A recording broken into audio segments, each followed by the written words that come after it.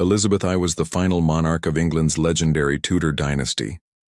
Born on September 7, 1533, at Greenwich Palace in southeast London, she entered the world as the daughter of King Henry VIII and his second wife, Anne Boleyn. But Elizabeth's path to the throne was anything but secure.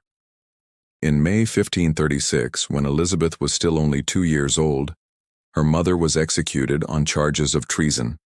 Soon afterward, Elizabeth herself was declared illegitimate by an Act of Parliament, effectively removing her from the direct line of succession. Yet history would take an unexpected turn. In 1544, the Third Succession Act restored Elizabeth and her half-siblings to the line of inheritance. 14 years later, everything changed. On November 17, 1558, Elizabeth became Queen of England and Ireland at just 25 years of age. She would go on to rule for more than 44 years, becoming one of the most influential monarchs in British history. But there was one thing Elizabeth never did. She never married. Despite receiving numerous proposals from powerful European rulers and political figures, Elizabeth consistently refused to enter into a royal marriage. She left behind no legitimate heir, and when she died on March 24, 1603, the Tudor dynasty came to an end with her. The English crown then passed to her distant cousin, James VI of Scotland, the son of Mary, Queen of Scots, and a direct descendant of Henry VII, the founder of the Tudor dynasty. James became King James I of England, bringing the Stuart family to the English throne. And with that, the Tudor era was officially over. But the end of the dynasty left behind a much deeper historical question.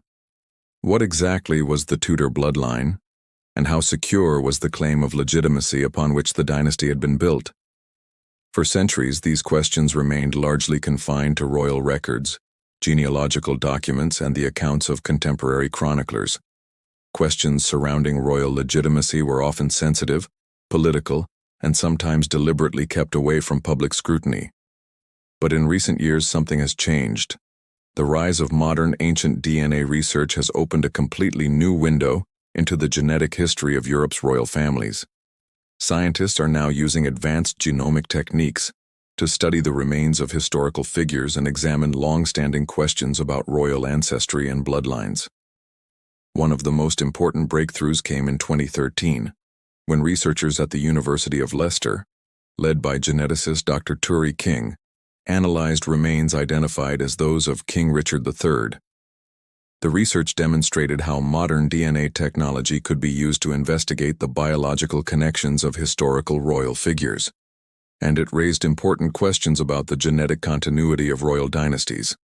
Since then, researchers have continued examining the relationships between ancient royal remains, genealogical records, and documented family trees spanning centuries of European history.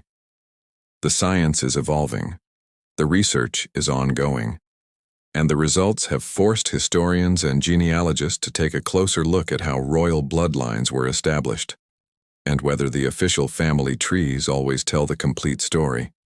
Now, some of the emerging research has sparked renewed interest in the genetic history surrounding the dynasty that eventually produced Elizabeth I. Could modern DNA analysis reveal something unexpected about the bloodline behind the Tudor throne? Could there have been breaks in the paternal line that traditional genealogical records failed to capture? And if so, what would that mean for our understanding of the Tudor dynasty, and perhaps even the broader history of England's royal succession? These questions are not about denying the historical existence of the Tudor dynasty. Elizabeth I was unquestionably real. Her extraordinary 44-year reign transformed England, shaped the English Reformation, witnessed the defeat of the Spanish Armada, and helped usher in one of the most remarkable cultural and political eras in British history. But history is not always as simple as the stories passed down through generations. Modern DNA research has given historians a powerful new tool for examining the biological foundations of royal genealogy. And as researchers continue comparing genetic evidence with centuries-old historical records, Some long-standing assumptions about royal ancestry are being reconsidered. To understand what modern genetic research may reveal about Elizabeth I's ancestry, and why those discoveries could have consequences far beyond the story of a single queen, we first need to go back to the very beginning. Because the Tudor dynasty's claim to England's throne was far more fragile, complicated, and controversial than the traditional history books often suggest. The Tudors were never supposed to rule England. They were not descended from kings through any straightforward patrilineal inheritance. They were not the obvious heirs to anything. They clawed their way to power through battlefield victory, strategic marriage, genealogical creativity, and the systematic elimination of anyone with a stronger claim. This was political power more than simple blood. The story begins with a Welsh courtier named Owen Tudor. Owen Tudor was born around 1400 in Anglesey, Wales. His family, the Tudors of Penmynnydd, claimed descent from the medieval Welsh princes, though the specifics of that lineage were murky, even by the standards of 15th-century genealogical record-keeping. Owen came to the English court as a young man. He entered the household of Catherine of Valois, the widow of King Henry V, the victor of Agincourt, one of the most celebrated warrior kings in English history. Henry V had died in 1422, leaving Catherine a widow at 21, with an infant son who would become Henry VI. Catherine was a French princess, the daughter of King Charles VI of France. She was young, beautiful, music, and politically isolated in a foreign court. At some point in the late 1420s or the early 1430s, she began a relationship with Owen Tudor. The nature and timing of their marriage, if indeed they were ever legally married, has been disputed by historians for centuries. What is documented is that Catherine bore Owen several children. The eldest son who survived to adulthood was Edmund Tudor. Edmund was born around 1430. His status was ambiguous. If Owen and Catherine had been legally married, Edmund was legitimate, the half-brother of King Henry VI through their shared mother. If they had not been legally married, Edmund was illegitimate, and any claim to royal connection through him was fatally compromised. The question was never definitively resolved. Henry II acknowledged Edmund and his brother Jasper as his half-brothers. He created Edmund Earl of Richmond in 1452. He arranged Edmund's marriage to Margaret Beaufort, a young noblewoman whose own bloodline would prove crucial to everything that followed. Margaret Beaufort was 13 years old when she married Edmund Tudor. She was 12 when she became pregnant. She was 13 when she gave birth to a son, Henry, in January 1457. Edmund Tudor had died 3 months before the birth, leaving Margaret a widow at 13 with an infant who carried some of the most contested blood in England. Margaret Beaufort's bloodline was the key to everything the Tudor dynasty would become. She was descended from John of Gaunt. John of Gaunt was the fourth son of King Edward III, the patriarch of the Plantagenet dynasty, the last English king whose legitimacy no one seriously questioned. But Margaret's descent from John of Gaunt came through a problematic line. John of Gaunt had 4 children by his mistress Catherine Swynford, before eventually marrying her in 1396. These children, the Beauforts, were born illegitimate. Richard II legitimized them in 1397. When Henry John of Gaunt's son by his first wife took the throne in 1399, he added a clause to the legitimization specifically barring the Beaufort line from the royal succession. The legal status of this bar was itself contested. Could a king unilaterally modify a previous king's grant of legitimacy? Did the exclusion from succession affect the Beaufort's status as members of the royal bloodline or merely their eligibility for the crown? Those questions had no clear answers. They would not be tested until the Wars of the Roses tore the English nobility apart and created the conditions for a Beaufort descendant to make a claim that no one had anticipated. The Wars of the Roses were a series of dynastic civil wars fought from 1455 to 1487. The conflict pitted the House of Lancaster, descended from John of Gaunt's legitimate sons, against the House of York, descended from Edward through a different line. The wars were brutal. The English nobility decimated itself. Kings were deposed, restored, and murdered. Heirs were killed in battle or executed after capture. By the early 1480s, the Lancastrian line was effectively extinct in the male line. Henry VI had been murdered in 1471. His son Edward had been killed at the Battle of Tewkesbury. The only Lancastrian claimant of any significance was a young man living in exile in Brittany. His name was Henry Tudor. He was the son of Edmund Tudor and Margaret Beaufort. His claim to the throne was thin. Through his mother, he was descended from John of Gaunt, but through the legitimized but barred Beaufort line.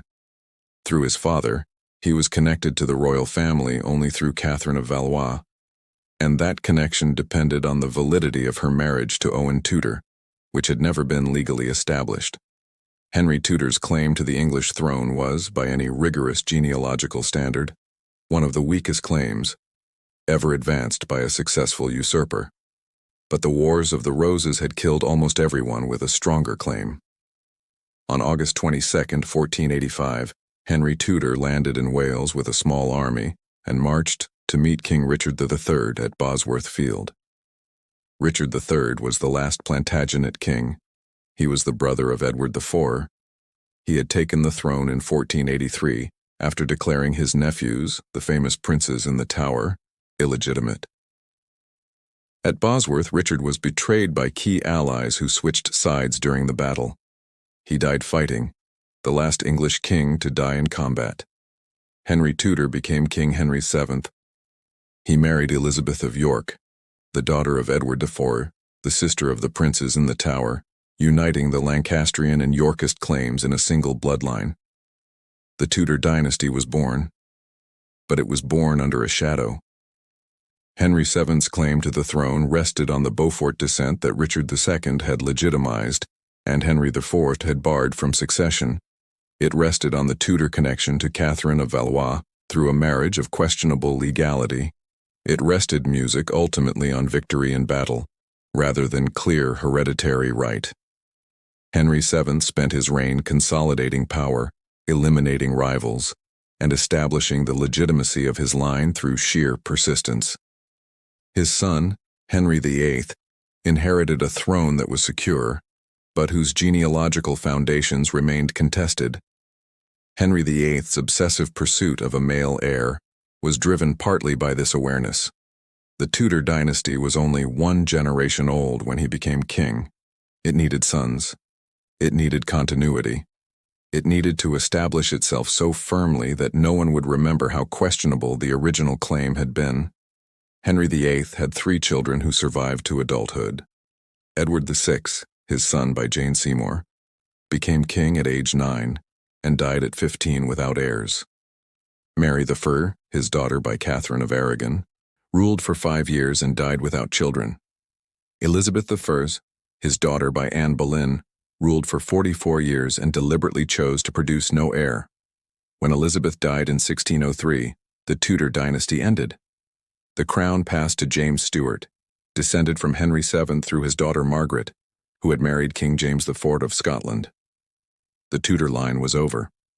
The genealogical questions it had carried from its founding remained unresolved. For 4 centuries, those questions remained matters of documentary analysis. Historians debating the validity of Owen Tudor's marriage, the legal status of the Beaufort legitimization, and the implications of Henry IV's succession bar. Then, in August 2012, archaeologists made a discovery that would transform the entire field of royal genealogical research. In a parking lot in Leicester, beneath the asphalt where city council employees parked their cars, researchers found a skeleton. The skeleton showed signs of severe scoliosis. It showed evidence of violent death, multiple wounds, including a blow to the skull consistent with a halberd strike. The location matched historical records indicating that King Richard III had been buried in the Church of the Greyfriars after his death at Bosworth Field in 1485. The Greyfriars had been dissolved during Henry VIII's Reformation. The church had been demolished. The site had been built over, forgotten, paved. Richard III, the last Plantagenet king, the man Henry Tudor had killed to found the Tudor dynasty, had been lying beneath a Leicester parking lot for 527 years. The University of Leicester assembled a research team to identify the remains. Dr. Turi King, then a geneticist at Leicester, led the DNA analysis. The identification required establishing genetic connections between the skeleton and documented descendants of Richard III's family. Richard III had no surviving children, but his sister, Anne of York, had descendants who could be traced through the female line to living individuals. Mitochondrial DNA, inherited exclusively through the maternal line, could potentially confirm the identification. The team also attempted to trace the male line. Richard III was a Plantagenet. The Plantagenet dynasty had ruled England from 1154 to 1485. If the patrilineal genealogical records were accurate, Richard III's Y chromosome, inherited on through the male line, should match that of living descendants of Edward III through unbroken male line descent. The results were published in Nature Communications on December 2, 2014. The mitochondrial DNA matched. The skeleton was almost certainly Richard III. The identification was confirmed to a high degree of probability, but the Y chromosome analysis produced a different result. The Y chromosome from the Leicester skeleton did not match the Y chromosomes of the living male line descendants that the researchers had identified.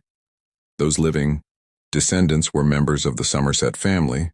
Music descended from Henry Somerset, 5th Duke of Beaufort, whose genealogy traced back through the Beaufort line to John of Gaunt and Edward III. If the documented genealogy was accurate, Richard III and the Somerset descendants should have shared a Y chromosome haplogroup. They did not. The implication was unavoidable. Somewhere in the male line between Edward III and the living Somerset descendants, a span of approximately 19 generations, there had been at least one false music paternity event. Someone in the documented genealogical chain was not the biological son of his documented father. The break could have occurred anywhere in the line. It could have occurred in the Plantagenet generations before Richard III. It could have occurred in the Beaufort generations after John Music of Gaunt.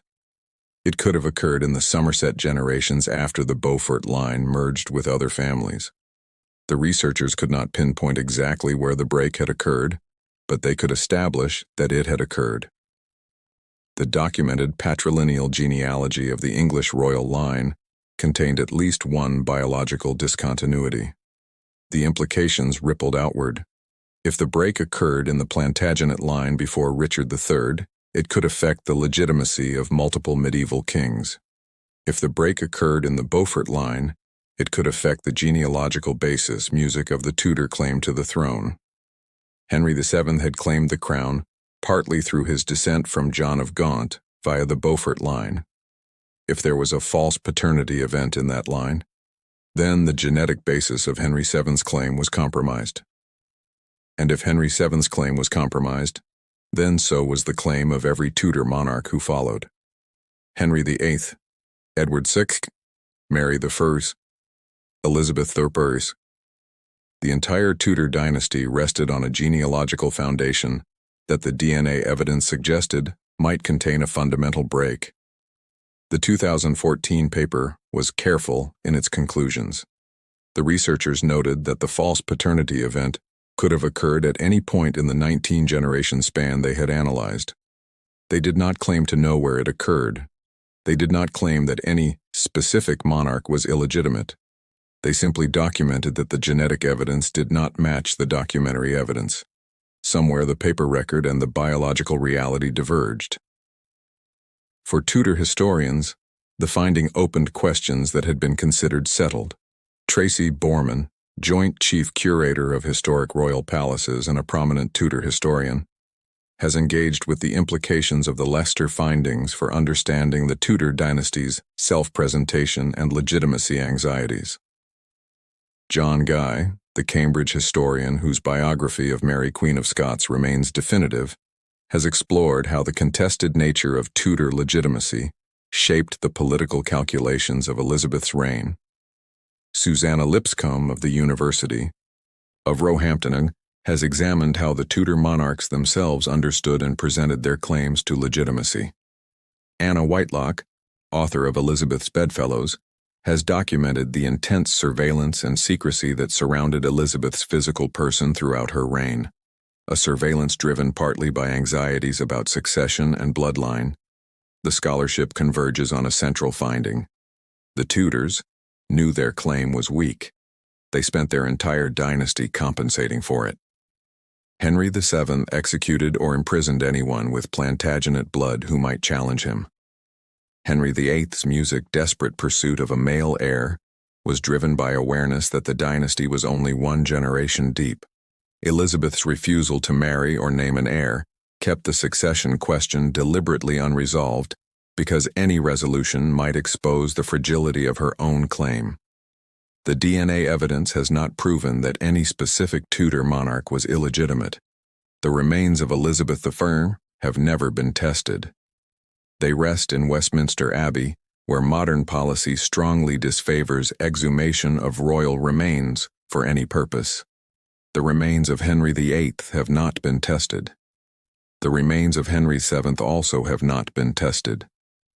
What the DNA evidence has established is that the documented genealogy of the English royal line contains at least one biological discontinuity somewhere in the male line between Edward III and the 19th century.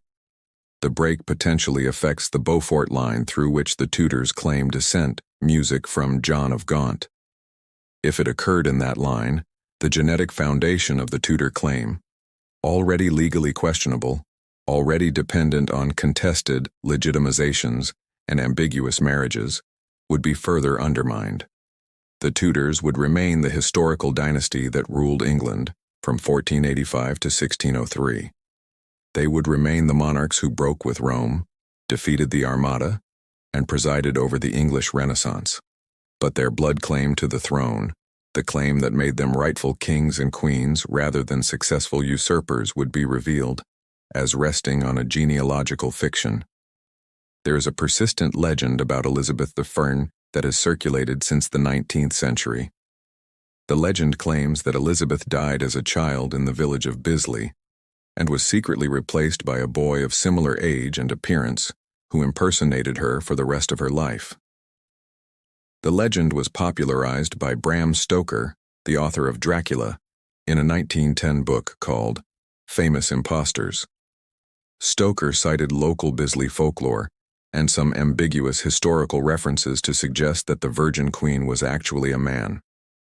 The legend is nonsense. There is no documentary evidence supporting it. It contradicts the extensive contemporary descriptions of Elizabeth by people who knew her intimately. It requires a conspiracy of impossible proportions maintained for over 60 years. Serious historians dismiss it entirely. The actual questions about Elizabeth's bloodline are far more substantive and far more disturbing to the established narrative than any Victorian fantasy about secret substitutions. The deeper questions surrounding the Tudor dynasty go far beyond Elizabeth I herself. They reach back to the very foundations of the family's claim to the English throne. They involve the complicated marriage of Owen Tudor and Catherine of Valois. They involve the controversial history of the Beaufort family, whose descendants were first legitimized and later excluded from inheriting the English crown. And they raise questions about the genetic continuity of royal paternal lines stretching back through the Plantagenet dynasty. At the heart of it all lies one extraordinary question. What happens when a dynasty bases its right to rule on ancestry and blood, but modern evidence begins to challenge parts of the genealogical story? Elizabeth I ruled England for more than 4 decades. During those years, she transformed the country and secured her place among the most influential monarchs in British history. Her reign strengthened the position of the Protestant Church of England, guided the nation through intense religious conflict, and witnessed an extraordinary cultural renaissance. It was the age of Shakespeare, Christopher Marlowe, and Edmund Spenser. England also began expanding its influence across the Atlantic, while Elizabeth's government famously faced down the Spanish Armada in 1588, a moment that became one of the defining events of her reign. When Elizabeth died in 1603 at the age of 69, She had survived political conspiracies, religious conflicts, foreign threats, and numerous attempts to challenge her authority. Yet her legitimacy had been questioned almost from the moment she became queen. To Catholic Europe, Elizabeth was still viewed by many as the illegitimate daughter of Henry VIII, born from a marriage that the Catholic Church had never accepted as valid. Her greatest rival, Mary, Queen of Scots, became a symbol around which Catholic opposition to Elizabeth could gather. For years, conspirators looked toward Mary as a possible alternative, a Catholic monarch who could replace Elizabeth on the English throne. But Elizabeth survived every challenge. She ruled through intelligence, political calculation, careful diplomacy, and an extraordinary ability to control the world around her. She ruled because she was capable. She ruled because she understood power. And ultimately she ruled because she was Elizabeth. Whatever questions modern science may raise about the deeper history of the Tudor bloodline, none of them erase her achievements. They do not diminish her reign. They do not change the impact she had on England. Instead, they reveal something much more complicated: the extraordinary fragility of the dynastic story that ultimately placed her family on the throne. The Tudor dynasty controlled England for more than a century. But the Tudors were not originally destined to become kings and queens. They had to create their path to power. Their claim was built through a complex combination of royal marriages, disputed inheritances, political alliances, military victories, and carefully constructed arguments about legitimacy. And once they gained the throne, they worked relentlessly to protect it. History was shaped not only through battles and laws, but also through propaganda, royal symbolism, political marriages, and the elimination of dangerous rivals. The Tudor story, therefore, is not simply a story of inherited royal blood. It is also a story about how legitimacy itself can be constructed.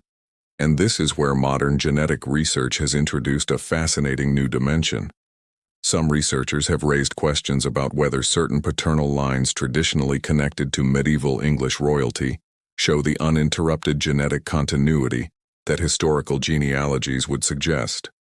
If a non-paternity event occurred somewhere in the distant past, the people involved may never have known about it.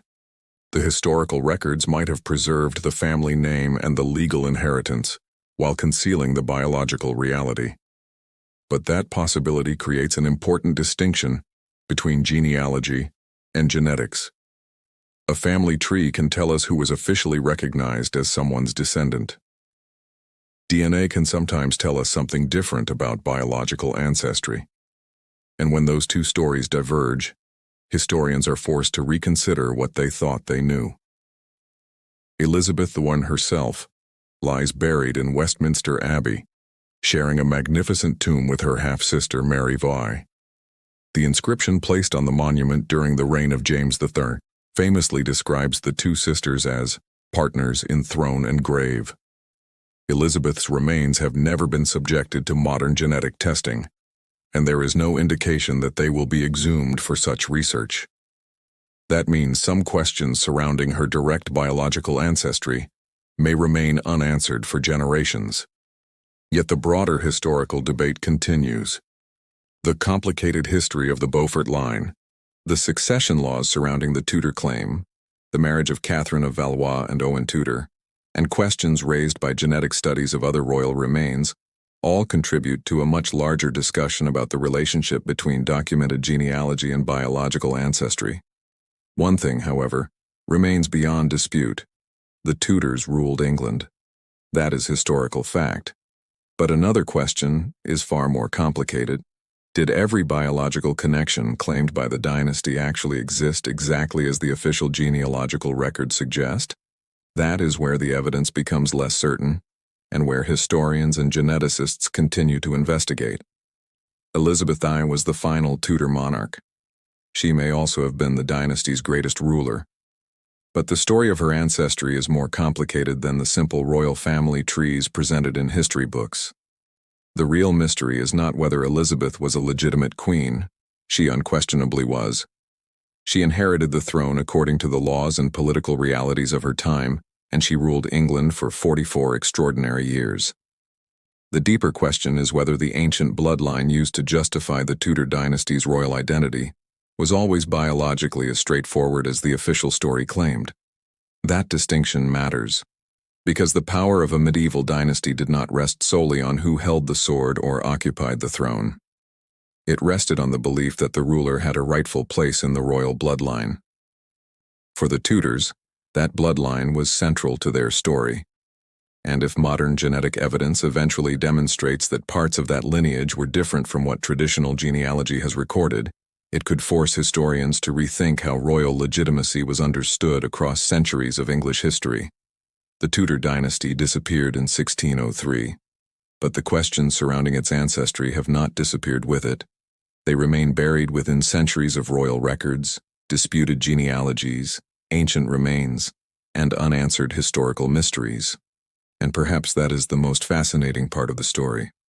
Elizabeth I may have been the final Tudor queen, but the full story of the bloodline behind the Tudor crown may still be waiting to be uncovered.